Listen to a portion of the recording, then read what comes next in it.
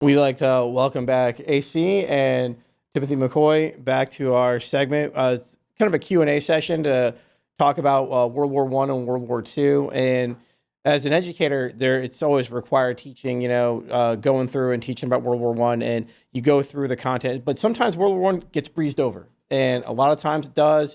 It's from 1914 to 1918. The U.S. stays out for the first 3 years because we're still trying to determine if we want to get in or not. It's not until we find out the Germans are trying to help out the Mexicans and get all the land back they lost in the Mexican-American War that, sit there and figure out, okay, now we all of a sudden are going to get involved with this. So, but a lot of times we are involved from 1917 to 1918, and a lot of times the story of the Harlem Hellfighters, it gets covered, but sometimes it doesn't, and I'd love to hear it from Timothy. I'd love to hear the story about the Harlem Hellfighters, and specifically, Henry Johnson from your perspective. Okay. And who were they? Well, let me say this first. Initially, there were two black divisions, the 92nd and 93rd. Both were put together and as a trade-off for ammunition or ammunition and arms with the French. The two black divisions were given to the French. The 93rd spent more time in combat than any American unit. And it's a shame that the Medal of Honors that was received did not come out until 60, 70 years later. Johnson, he's called Black Death. They were on a guard post.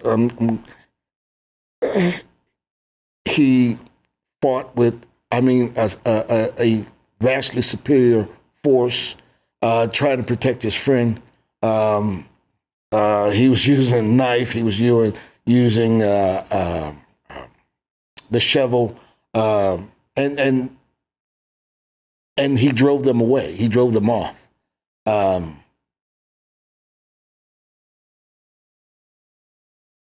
He died. When he died, the French government sent over a delegation because he was in squalor when he died.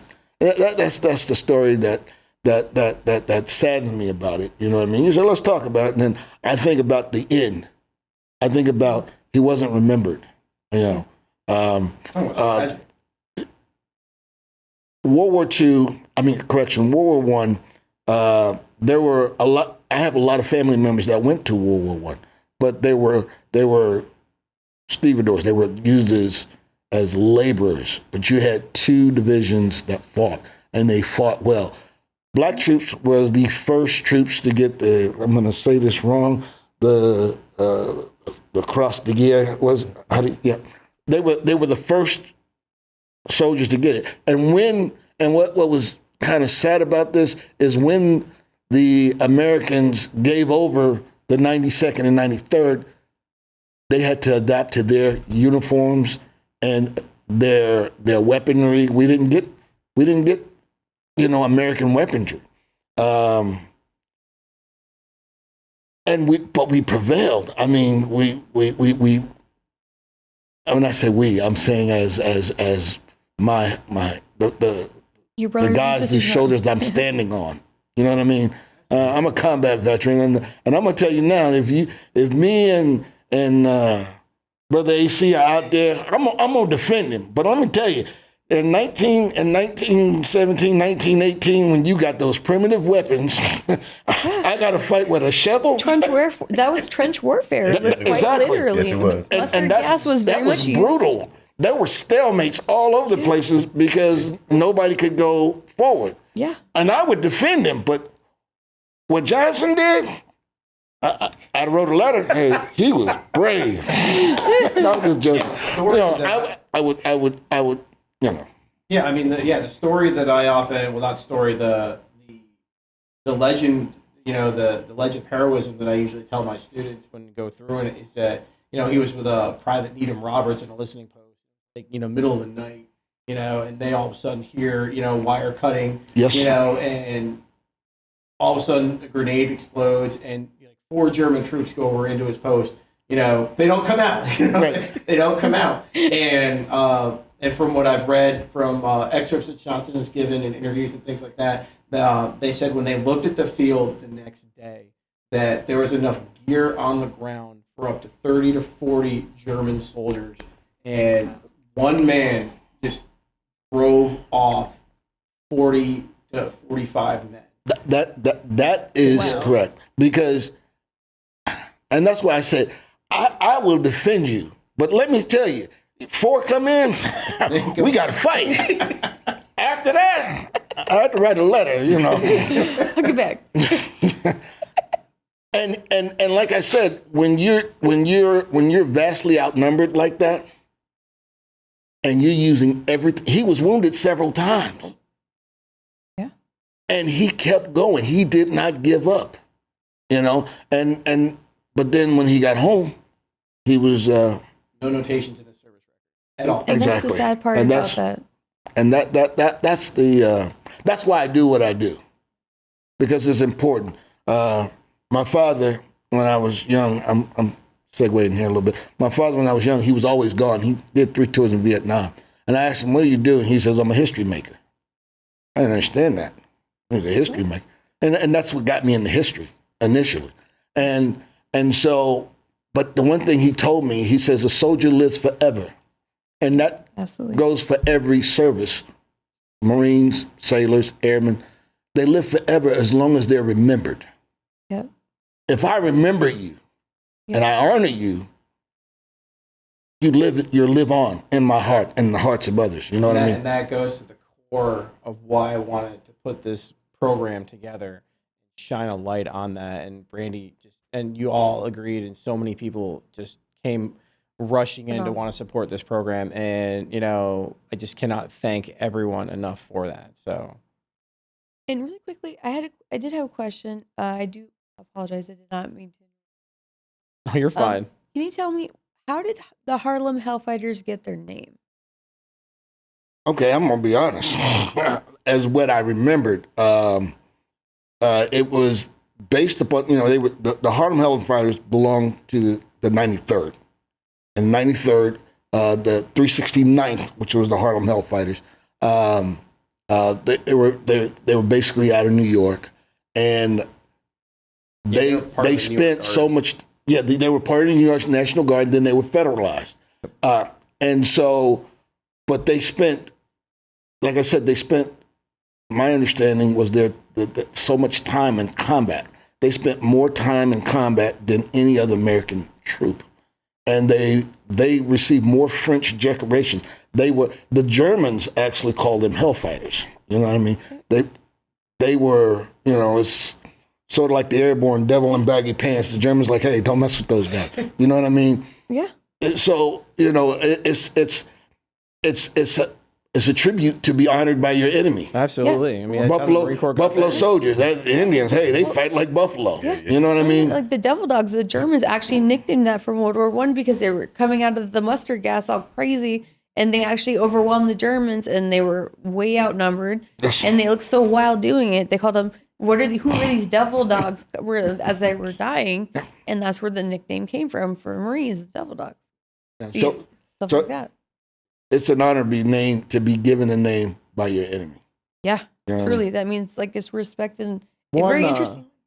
One last thing. So, what a lot of students, and every time I teach World War I, a lot of people, you know, I use the acronym SICBAT because that's what was used, and you know, it's SICBAT, which stands for Secret Information Concerning Black American Troops, and what effectively was going on, how the general person was trying to, institute Jim Crow, in France. And I wanted you to kind of just speak to that, Okay. So, and that's true. So what's a shame is Black Jack Pershing got his name because he led black soldiers earlier.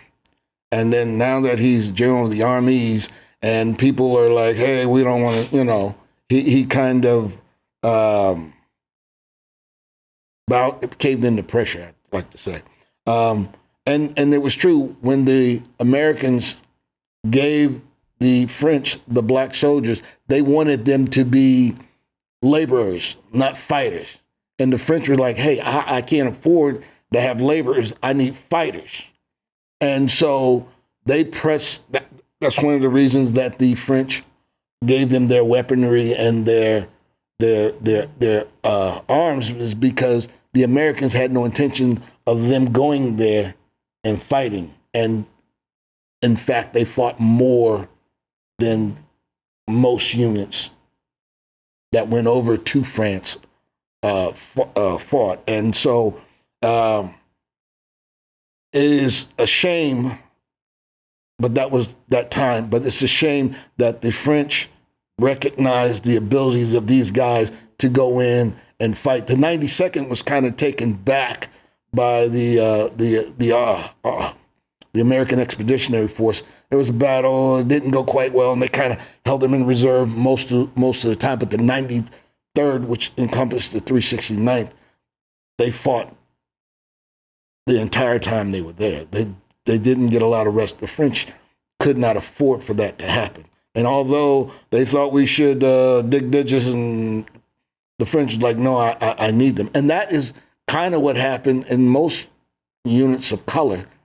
You know, we talked about the Revolutionary War. We talked about the Civil War. I need workers. No, I need fighters. Like they saw them for them actually needing the people, not necessarily the color of those people. And that's honestly all that mattered was, the love for your country. What are you going to do? And, what we need you for. And at that time, they needed bodies to actually defend. And that's what they did, and very much so. And is there anything that you wanted to add as well, AC? No, not to. He's the expert. I bow to him. But these are all very important points. The point about that particular order, it's embarrassing. It's embarrassing, but it's a fact. Yeah, it's absolutely. a fact. It is. And the fact that this organization fought gallantly, they fought longer than anybody else in that battle, should tell you something, that they did love their country at that time when the country really didn't love them back. New York State holds a lot of pride. I was out of New York, and during Black History Month, you get Frederick Douglass.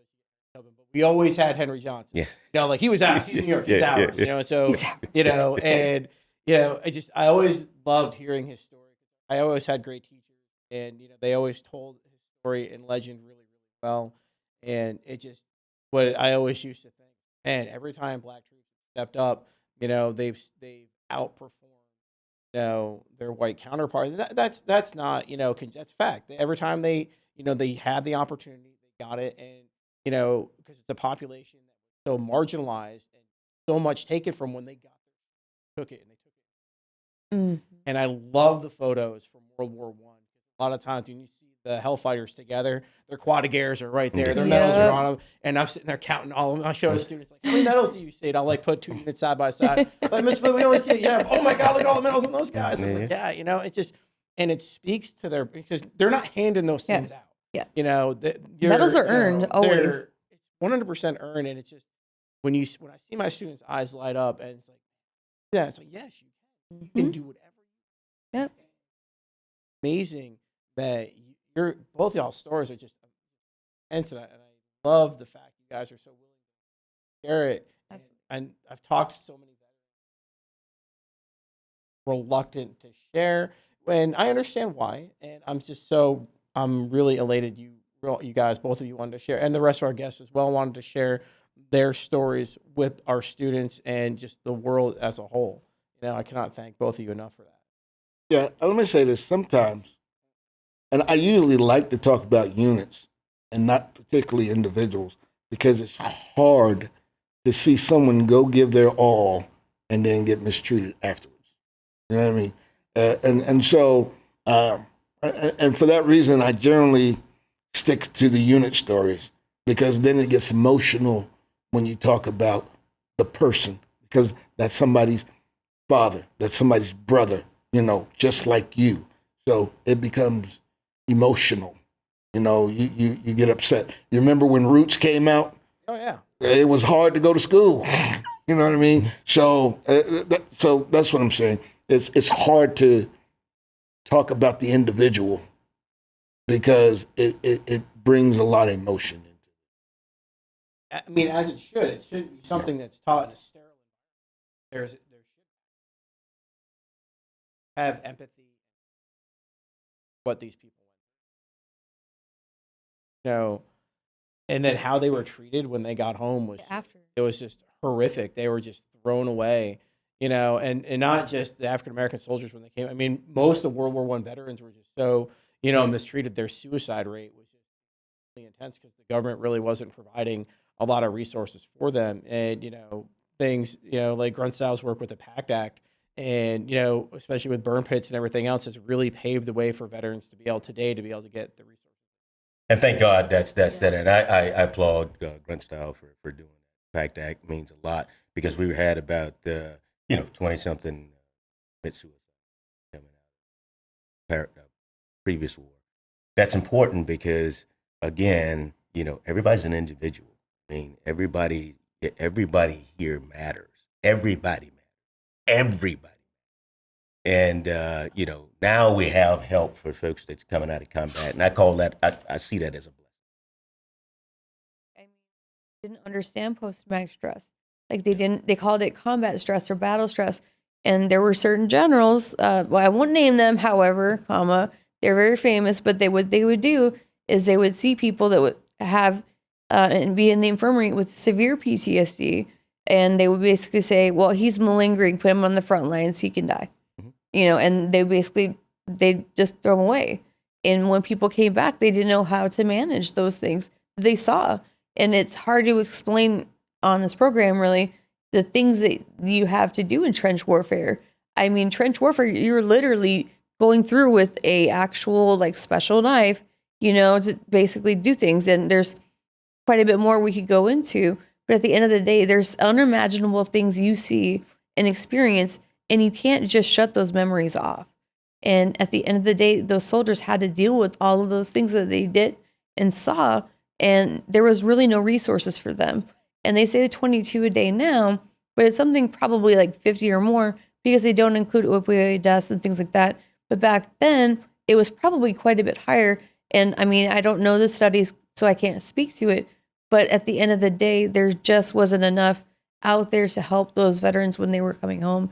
And honestly, I think it's great that now that there is so many more resources than there once was, but we do have so much further to go to help our veterans. And so also, could we talk about a little bit about the Triple Nickel and Operation Firefly a bit? Yeah, so we're moving in the World War II era. Yes. And the Triple Nickel, number one, was the first airborne Department of Defense. The Triple Nickel, again, these gentlemen, I'm just going to, their sheer bravery, they were put on a secret mission. And America, at that time, during World War II, didn't know that the Japanese were sending bombs through the air, the jet stream, and they were bombing the West Coast. They were bombing Oregon and California. So there was forest fires all over the place, but this was kept secret. So people wouldn't panic because remember, they hit Pearl Harbor. Yep. And it's kind of like a panic. If you think of, just to put this in context, it's just what would you have been thinking after we got hit in 9/11 and something else happened and then it shut down everything, just a mass hysteria. So here is this unit that the government put on this mission, Operation Firefly, to go out to the West, and they were paratroopers, to jump into the forest fires, into burning areas with unexploded bombs, fight the fire, survive, to go fight again. Wow. And there were numerous times they had to be called out. Everyone knows about being airborne, all right? You know, if you're in 82nd, you're on alert. Those guys were on alert. Every time one of those bombs would come in and hit and it hit a forest fire, they were called out and they had to go just consider jumping into a fire. Like paratrooper firefighters. And the bombs that were not exploded and the trees. So, these gentlemen can attest to this. Again, you asked about a Jumpmaster. What we do in pre-jump training, we talk about not landing in the trees because it's so dangerous. And these gentlemen, they took it head on, went right into the fight, jumped in the fire, jumped into bombs, jumped into, areas that, it was detrimental to their health in many, many, many ways. And so courageous, heroic, and this was, kind of helped, and people kind of kept it silent.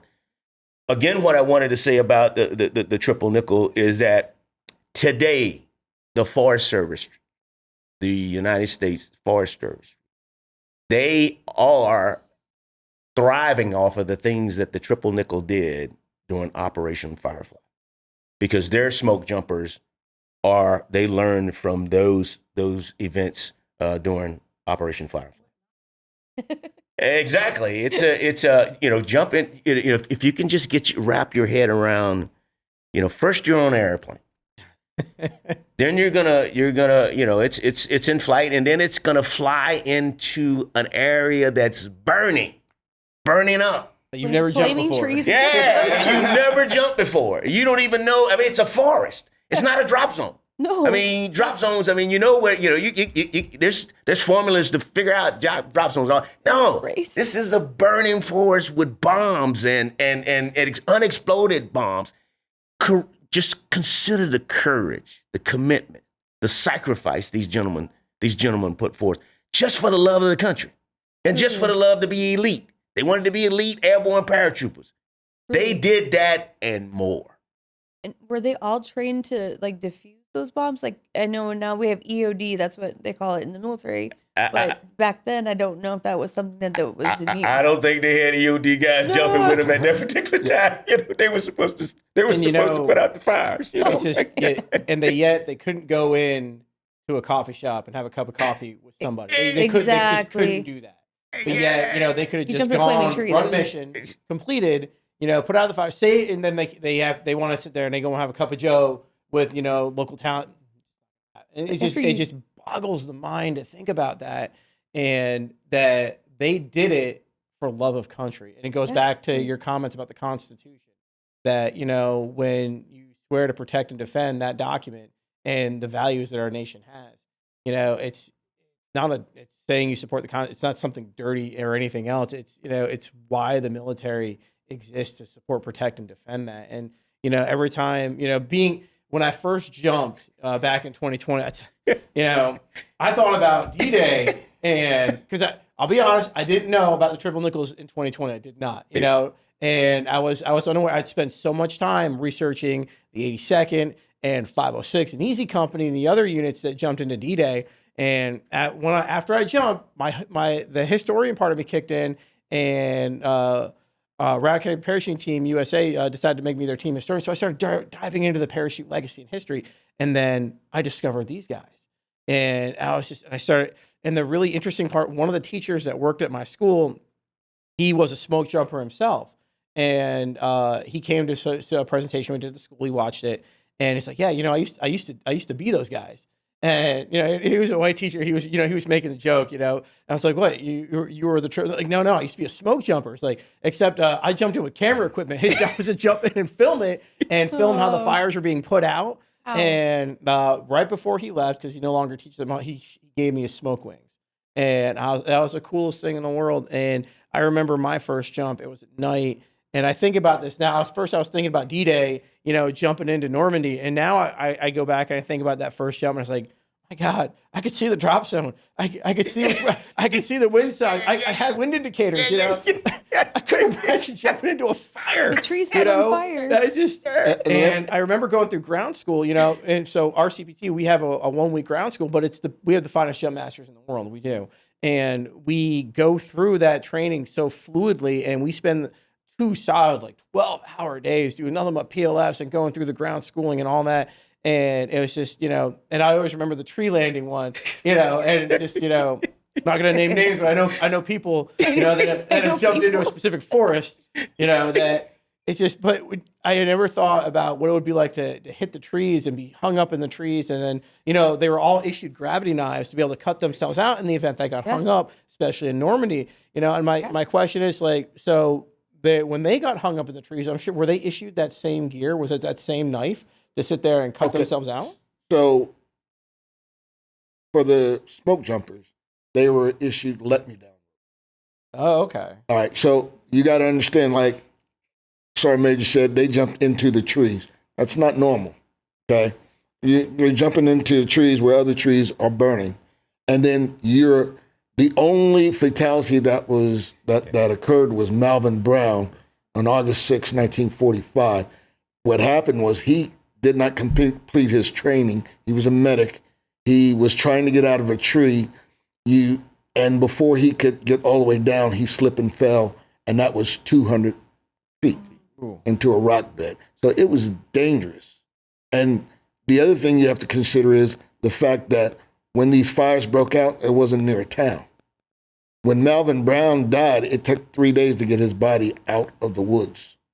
There were no roads there. This is wilderness. You know what I mean? And in Oregon, it just happened. They had a ridge that was called Negro Ridge that is now being renamed the Melvin L. Brown Ridge. That's good. And they're getting ready to do the Triple Nickel Creek and Smoke Jumpers waterfall there. But that was a trying time. Now, they're known for other things, but that 4-month period of time, they earned their name, Triple Nickel Smoke Jumpers. And you were recently featured in a documentary about the great Japanese balloon bomb. Yes, yep. That's correct. I was. That appeared in on Discovery Plus. I liked their beginning story because it wasn't never supposed to happen. And I say that because I knew Walter Morris. Consider him a friend. I knew Clarence Beavers, who was another original member. You know, there were 20 guys brought together, and they were taking down the Benning, and they was like, hey, we're going to see if you can jump out of a plane. It was stated that some of the cadre a cadre member bet his house that none of the members would jump, and they did. And but he was when he lost that bet. and now you have a unit of blacks doing airborne, which they thought was impossible for us to do, and they trained us hard. They thought they were going to get an opportunity to go to D-Day, and then they were actually called up to go to Oregon. And then when they came back, they actually marched into New York, the Victory Parade. But the cameras were turned off. There's only stills of them. But then General Gavin used them as a mechanism of expanding airborne training, for lack of a better word. So even while they were smoke jumpers, the Air Force came down and said, hey, we'd like to use you and to spot naval gunfire or show us how to bomb. And they did. It was an experiment. And General Gavin decided in a series of exercises to use them, Combine 1, Combine 2, Combine 3, and I think in 1948, I believe it was, 49, the Air Force actually bombed them. They stopped doing the Combine exercise. But they used the triple nickel to do mass jumps out of gliders. They used them. They helped. They jumped from gliders? They were trying to perfect it. And so, no, other units did it too. The Flying coffin. 51st, yeah, exactly. A wooden box that's designed to crash, Really? and you're going to jump out of it. And they learned how to do. So the triple nickels were more. They were more than just your average everyday paratrooper. Like I said, they were used to enhance airborne doctrine, and so that we all benefit from today. Absolutely. Yes, today. Yes, And That's correct. as a civilian jumping with our CPT, going through the history of the airborne world, we're anyone who puts on the shoe and gets their knees in the breeze is now part of a unique community. And once you know that feeling, and then you go through the history behind it, and we're not taking anything away from guys like the Tuskegee Airmen, because there's no doubt that they performed flawlessly during the war. For those that but that always tends to be the go-to.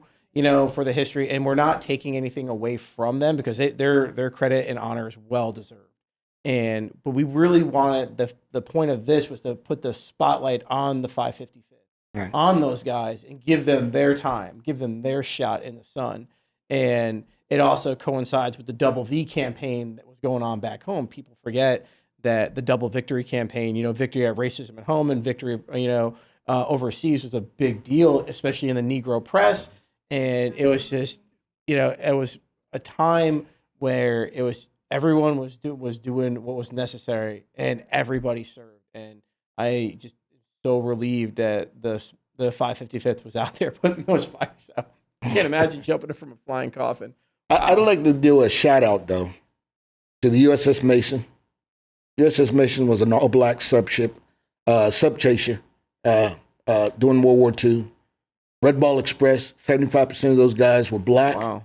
And they did, after D-Day, they made sure supplies, they operated it nonstop while they were bombed, while it was snow. They kept going. You had the 6888 quartermasters, all female. They just got a Congressional Gold Medal. Not happened back then in World War II. Women did not. Yeah, exactly. They were had the three only jobs. African American female unit to go. And most people don't realize in World War II there were actually 3 black divisions. There was the 2nd Cavalry Division. 2nd Cavalry Division operated and went all the way into North Africa, and then they were disbanded. It was like, they were disbanded. And the units that were with them were the 9th, 10th Cavalry. They were part of that division. But what most people don't realize is they took those people and made them into laborers, but the labor they did was building the facilities for the Tuskegee Airmen. You had the 92nd, who was in Italy. You had the 93rd that was in Japan. They're credited with catching the highest-ranking Japanese officer prior to the dropping of the bomb on Hiroshima, and they caught him by running him down. He was trying to kill himself, and they caught him. I mean, that's credit that's got to be given to those guys. You had, there were the tank destroyer. You had the 761st, the 761st changed tank warfare. When you fired, a lot of tanks would get online. You adjust yourself. Well, they adjusted themselves to the furthest tank forward. So they're known for never giving up an inch of ground. Patton himself wanted these guys. You know what I mean? So I like to give shout out to these units, because even the Golden 13, because up until the Navy only used blacks as stewards. Yep. Serve me my food. But then you had the Golden 13 who came in, and they were the first officers and warrant officers within the Navy. Montford Point Marines, These guys, and nobody talks about the fact that they were on the ground doing the Pacific. No one talks about that. They actually went into combat. Even though they were getting these other units, and then most importantly to me was the 320th Bomb Balloon Barrage Battalion. They were on D-Day there, day one, putting up balloons. As a matter of fact, the last surviving smoke jumper, J.J. Corbett, from the Triple Nickel, started out with that unit.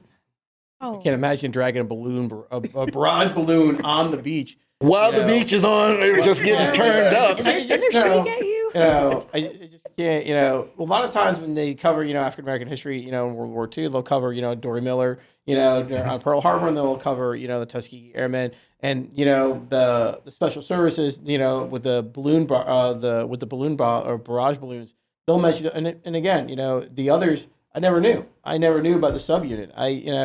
It just goes to show you really got to do the research, dig in and dive, because it's there. It's there, and you got to find it. Know your history, because there's so much out there that's really not talked about. There's so much footnote wise that people really don't know, and honestly, there's just so much out there that is just waiting to be rediscovered. Like, I learned so much even just in the process of doing this program, but honestly, like, I truly hope that everyone takes things away, because I know I truly did, and I know that Daniel, with his students, he phenomenally does that, and I absolutely appreciate that. And then I know you had one final question for us, Daniel. Just moving past World War II, we teach, in the history class, the Army gets desegregated in 40, with Truman's executive order in 47, and they students, and I even talked to adults, they magically think it's just, okay, the switch has been turned on, like, when schools got integrated, it all magically happened overnight. I wanted to kind of hear your perspective on the desegregation order, and how long did it really take before it really became desegregated? Legitimately, yep. Hey, well, you mind if I say something? Yeah, no. We want to hear from both of you. We can't get you to stop talking. No.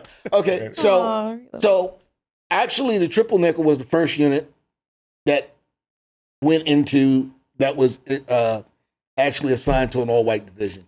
Okay, now that was in 6 months before Truman signed the order. But then guess what?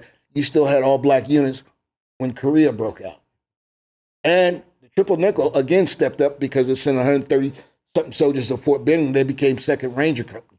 2nd Ranger Company is credited with having the first African Americans to do a combat parachute jump. On the 23rd of March, 1951, they are credited with being the first part of the first Airborne Ranger combat operation in conjunction with 4th Ranger Company. They're the only Ranger Company that deployed that did not have any MIAs or POWs, missing in action, prisoners of war. And so there were other everybody actually integrated in 51. So it took from 48 to 51 to integrate. It was like as I was saying, I'm sorry. No, I apologize. Was it like kind of like people like skirted the rule, or was it something that, basically like some commands would actually follow the desegregation? Well, you had in that time? People in charge, like General Amon, who actually was the commander of the 92nd Infantry Division in World War II. He's now in charge of a corps which encompasses the 7th Infantry Division, which had the 2nd Ranger Company. And one of the reasons they had to segregate, because he wouldn't allow, they ran out of men quick. Their first week in battle, their first week in country, they lost their first guy. The next week, their heaviest loss, they lost, I believe, 8 Rangers. And then you had more wounded and killed, and he would not allow white troops to come in as a replacement. So the Ranger Department at Fort Benning, what they did is they created the first integrated company, 7th Company, and then they sent them over to Korea as replacements. All the blacks went to 2nd Ranger Company. That's who helped do the jump. And then the whites were filtered into the other units.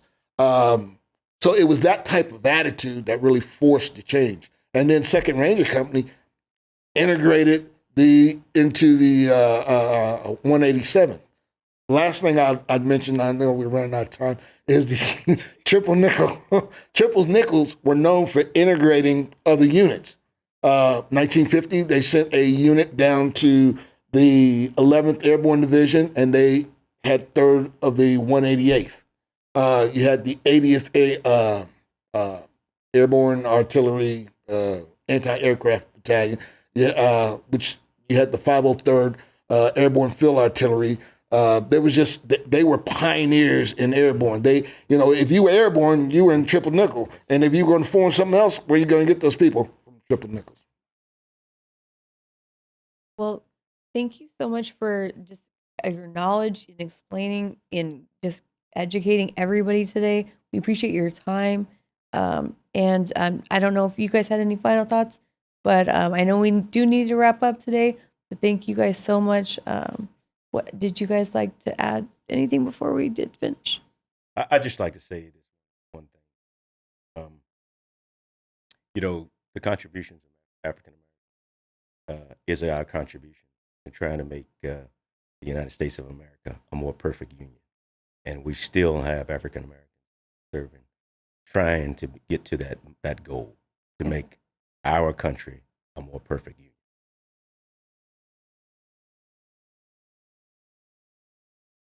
Well, I'd like to add that African Americans have been there from start to finish, even before the Revolutionary War. I think that if what really happened came forward, it would put a better perspective on it. And I'll give an example. 1619, first African Americans are brought into the English colony. That's not true. African Americans were already there, according to the census report taken before the ship came, and they were not slaves. And the soldiers and the 20 some odd Africans who came over were not slaves, because there was no slavery in America at that time. They were all indentured servants, and they were released, and they were given land, and they were, and they lived and prospered. Slavery, chattel slavery, did not begin until 1680. And I'm proud of that fact, because on my mother's side, they came here in the 1600s and were never enslaved. 80% of African Americans were enslaved, but there was 20% of people that were not enslaved. So not everybody was a slave. So we got to get the real story out there. Absolutely. And thank you for letting us have that opportunity to really divulge and dive into that. And that way we could all walk away learning amazing things from you. And thank you for your time. I think that's an awesome place to end with that statement. That's amazing. And I wanted to thank Brandi. Thank you. I thank you for grunt style. Just amazing with Discovery Education, and from supporters like Boss L Watches. Yeah. People like Dark Horse Photography here supporting this project, and to get this story out is so important. And I'm glad so many people see the value in it. To take a little high school educator from the state of Florida to give me an opportunity to tell this story. So thank you all. It means. Thank you. For me, like, I'm nobody compared to you guys. Like, I'm the hot mom of the year for Miss Veteran America. That's it. That's it. But for me, don't think that something that happens to you is end all be all for your life. Like, I'm sure you guys see my leg. For me, I was told I would never leave a wheelchair. I would never do anything with my life. I pushed past it, and I did a lot of things. I've written articles about alternative medical treatments. I've had a podcast. I've done a lot of things, and I like to try to get stories out there that need to be told. And this is exactly what we're doing today. But honestly, don't stop. If you feel that you're limited, you can always push past it. And these gentlemen are perfect examples of that. Thank you guys so much. We very much appreciate you coming out. Definitely catch us next time with Discovery Education. Thank you, Dan. Thank you, Tim. Thank you, AC. And we very much appreciate you guys here. And we will most certainly see you next time.